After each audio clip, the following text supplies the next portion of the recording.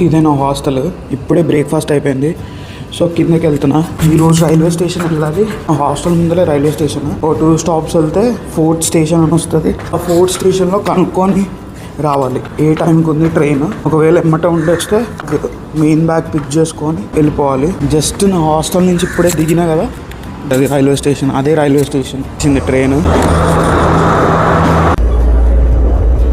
Train station వచ్చిన train లేదంట జాఫ్నా వరకు. సో ఇప్పుడు బస్ స్టాప్కి వెళ్ళి కనుక్కొని రా. సేమ్ ప్లేస్కి వచ్చిన. నేను ఎక్కడ ఉన్నానో అక్కడికి వచ్చిన. నేను ఈవినింగ్ వచ్చిన ఇక్కడికి. జాఫ్నా వెళ్ళదంట డైరెక్ట్గా. స్టాప్ వెళ్తుంది ఒక 200 కిలోమీటర్స్. దాని తర్వాత నుంచి మళ్ళీ ఇంకొక బస్.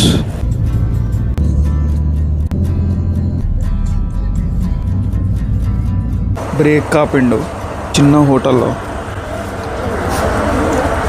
జస్ట్ అలా స్నాక్స్ తిన్నా. బస్లో ఉన్నా. ఈ కవర్లు ఎంతో తెలుసుగా, ఇక్కడ అక్కడ. ఈ బస్ నుంచి ఇప్పుడే దిగిన. ఇంకా 150 కిలోమీటర్స్ ఉంది నా డెస్టినేషన్కి. ఈ బస్ ఎక్కాలి. ఎవరున్నారో చూసారా, టాప్సీ. పోలీసులు స్ట్రిక్ట్ అని విన్నా అనమాట శ్రీలంకలో. సో అందుకని బైక్ స్కిప్ చేసిన. సరే పోయేదేముందని చెప్పి బస్సెస్లోనే ట్రావెల్ చేయడం స్టార్ట్ చేసిన. బస్ ఎక్కిన. పోలీసు వాళ్ళు పట్టుకున్నారు బస్సుని. వదులుతారా లేదా, ఇప్పటికే లేట్ అయింది ఆల్మోస్ట్ 1 అవర్. వీని పాపం పట్టుకున్నారు, ఇరికిచ్చినారు ఆ టైరు సైడ్ కాపుకొని. వాడు ఇప్పుడు తీయనికి రావట్లే, ఉండనికి రావట్లేడు. అరగంట టైం వేస్ట్ చేసిన తర్వాత డబ్బులు తీసుకొని వదిలిపెట్టినారు.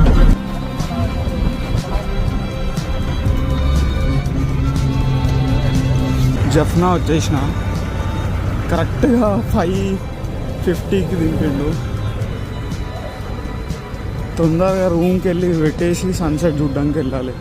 ఇది జఫ్నాలో హాస్టల్. ఇది కరెక్ట్గా సన్సెట్ అయిపోయాగానే వచ్చాను.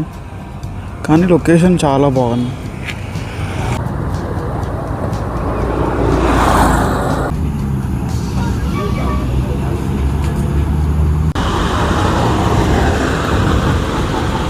చేస్తూ బస్ స్టాప్కి వచ్చేసిన.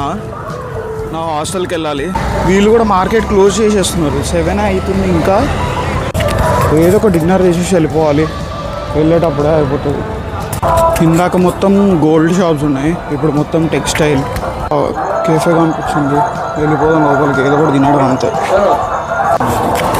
లోపలికి వచ్చిన ఏదో ఒకటి తిందామని చెప్పి డిసైడ్ అయినా.